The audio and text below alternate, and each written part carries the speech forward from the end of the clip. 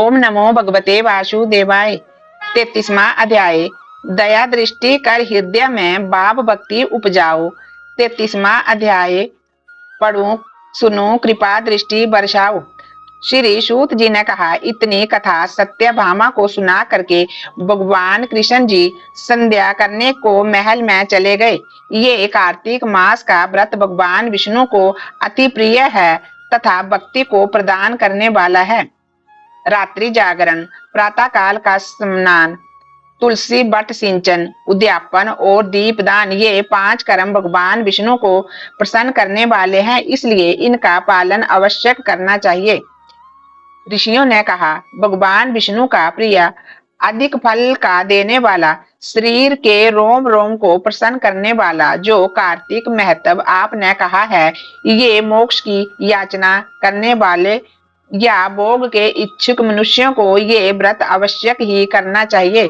किंतु हम एक बात आपसे पूछना चाहते हैं कि यदि कार्तिक मास का व्रत करने वाला किसी संकट में फंस जाए या जंगल में हो अथवा किसी रोग से ग्रस्त हो जाए तो फिर वह कार्तिक व्रत को किस प्रकार करे, क्योंकि ये विष्णु जी का अतिशय प्रिय तथा मुक्ति भक्ति प्रदान करने वाला व्रत किसी भी तरह छोड़ना नहीं चाहिए।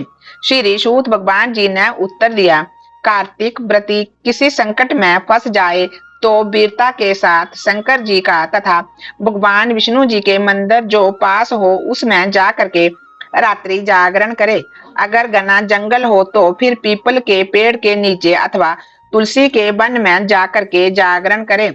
भगवान विष्णु की मूर्ति के सामने बैठ करके विष्णु जी का कीर्तन करे। ऐसा करने से 1000 गौओं के दान के बराबर फल मिलता है। जो मनुष्य विष्णु जी के कीर्तन में बाजा बजाता है उसे बाज पे यज्ञ के बराबर फल मिलता है। और हरि कीर्तन में नृत्य करने वाले प्राणी को समस्त तीर्थों में स्नान करने का फल मिलता है। किसी संकट के समय ये रोगी हो जाने और जल ना मिल सके तो केवल भगवान विष्णु के नाम मात्र से मार्जन ही कर ले। यदि उद्यापन ना कर सके तो व्रत की पूर्ति के लिए केवल ब्राह्मणों के प्रसन्न होने से विष्णु जी प्रसन्न रहते हैं। यदि आप दीप दान ना कर सके तो दूसरों की दीपों की वायु आदि से भली भांति रक्षा करे। और यदि तुलसी का पौधा पास ना हो तो वैष्णव ब्राह्मण की ही पूजा कर ले, क्योंकि भगवान सदा अपने भक्तों के पास रहते हैं। इस सब के ना होने पर व्रती मनुष्य ब्राह्मण गो पीपल और बट वृक्ष की श्रद्धा से सेवा करे।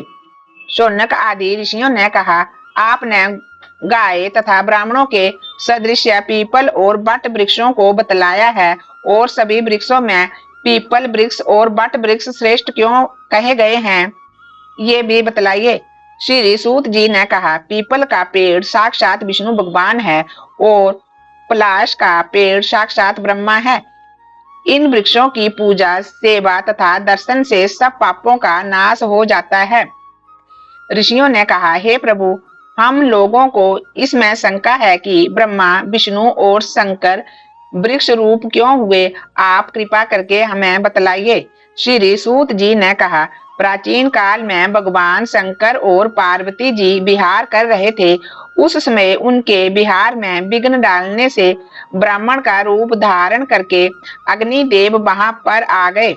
विहार के आनंद के वशीभूत हो जाने के कारण क्रोध में भर करके श्री पार्वती जी ने समस्त देवताओं को शाप दे डाला। पार्वती जी बोली, हे देवताओं, विशेष सुख को कीट पतंगे भी जानते हैं। आप लोगों ने देवता हो करके भी उनमें विघ्न डाला है, इसलिए आप सब लोग वृक्ष हो जाओ। सूत जी ने कहा, इस प्रकार क्रोधित पार्वती जी के शाप से सब देवता वृक्ष हो गए। इसी कारण भगवान विष्णु तथा शंकर जी दोनों पीपल और बट हो गए। इसी कारण शनिवार को ही पीपल का स्पर्श करना चाहिए, अन्य किसी दिन पीपल को स्पर्श नहीं करना चाहिए। ओम नमो भगवते वासुदेवाय। ओम नमो भगवते वासुदेवाय।